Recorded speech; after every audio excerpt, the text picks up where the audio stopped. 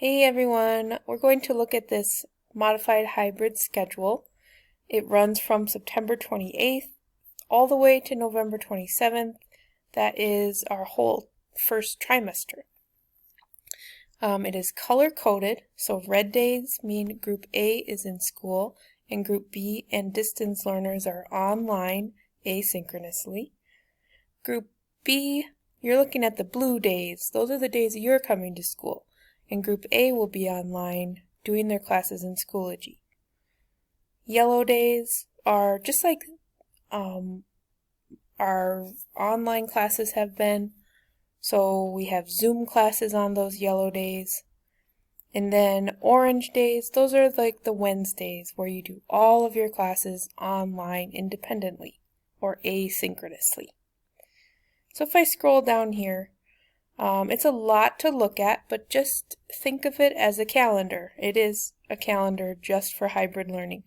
So here's the week. Those are the dates for that week. Monday, September 28th, it's a yellow day. So we'll go up here and say, oh, okay, I'm at home and I do Zoom classes that day. It also tells you which hours you should do that day. So 1, 2, and 3. Here we do 4, 5, and 6. Wednesday, again, just like we've been doing, hours 1 through 6, asynchronous in Schoology. Alright, and then the first new hybrid day is going to be Friday, October 2nd. Blue day, meaning Group B comes to school. Group A is doing hours 4, 5, and 6 also, but those are in Schoology instead. So it goes along, it tells you what to do for each day, even some no school days in there. And it also tells you on the left-hand side if we're doing day 1 classes that week or day 2 classes that week. And notice, day 1, it's actually 2 weeks in a row.